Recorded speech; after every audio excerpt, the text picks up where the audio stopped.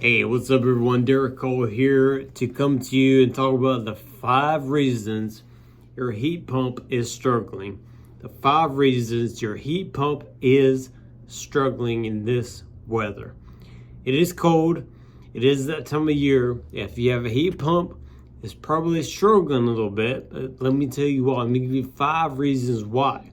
And even if you don't have a heat pump, if you have a gas furnace or a gas package unit, some of these same principles apply to that as well. So don't discount all the 5.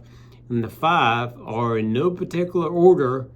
They are just 5. Number 1, check your thermostat settings. Thermostat not set properly is one of the reasons it's struggling. If it's freezing outside, if it's cold, some folks tell you to switch your thermostat over to emergency heat.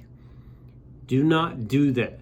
If it is freezing outside, let your heat pump run through the cycles it needs to run through. It has a defrost cycle, and it can activate the emergency heat if it needs help maintaining that indoor temperature. So do not proactively go to your thermostat and switch over to emergency heat.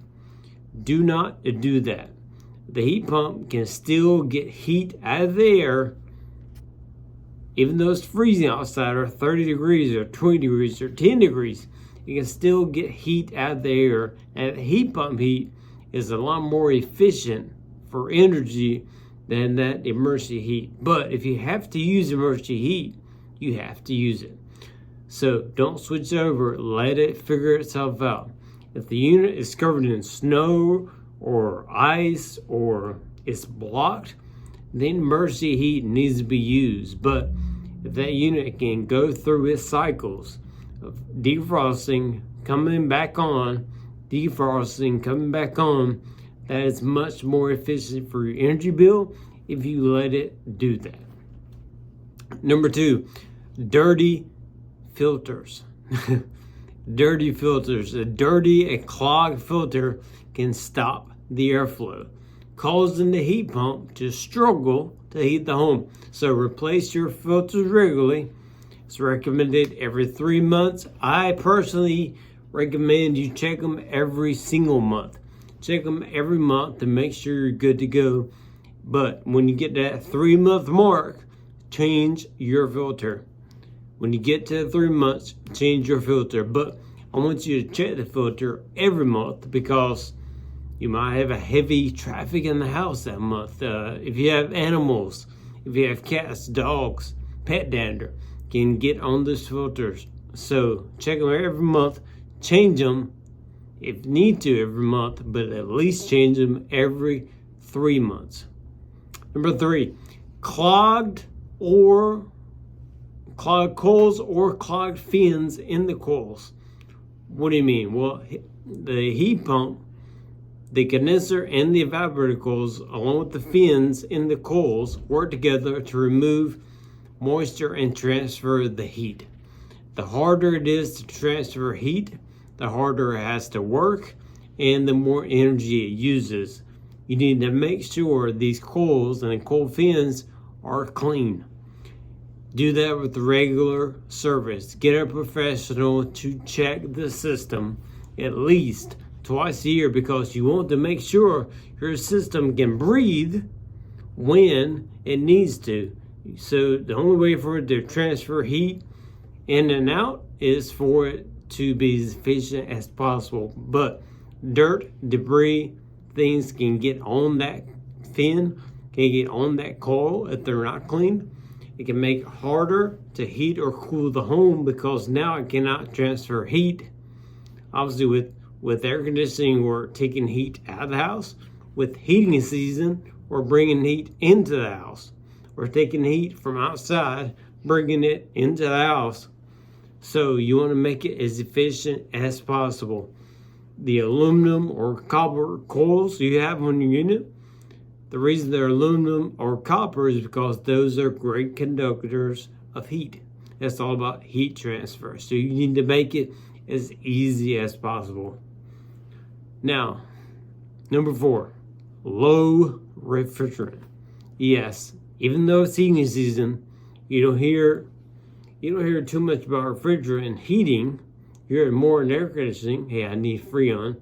But just as important is the refrigerant in the heating season. The refrigerant inside your heat pump is responsible for moving that heat from outside to bring it inside your home.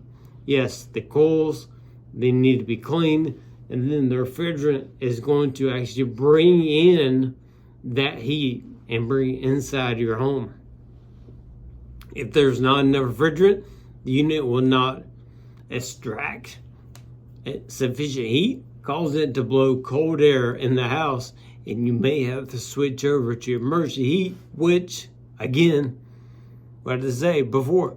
It is the most expensive heat. You don't want to use that unless you have to. So check the refrigerant. Low refrigerant could be a reason your unit is struggling. And number 5, compressor problems. This kind of goes back to refrigerant, but the compressor, if it's not working, your heat pump will not heat the home. You're going to have to use emergency heat if that's the case. The heat pump and the refrigerant and the clean coils and the clean filter, all these things play into heating your home. So if the compressor is not working, the compressor actually takes the refrigerant and changes its state to what it needs to be. So fixing the problem can get complicated. This is probably something you shouldn't do yourself. So change out a compressor or repairing a compressor or checking it, you need to call a professional. The heat pump not heating in the home can be frustrating. Especially during the frigid parts of the winter. It's essential to keep your heat pump properly maintained to avoid problems in the long run. If you encounter any issues with it not heating, call a professional. Please do not try to do it yourself. Call a professional, get them on the phone, get them to the house, get them to see what's going on, get them to offer you solutions, not band-aid repairs.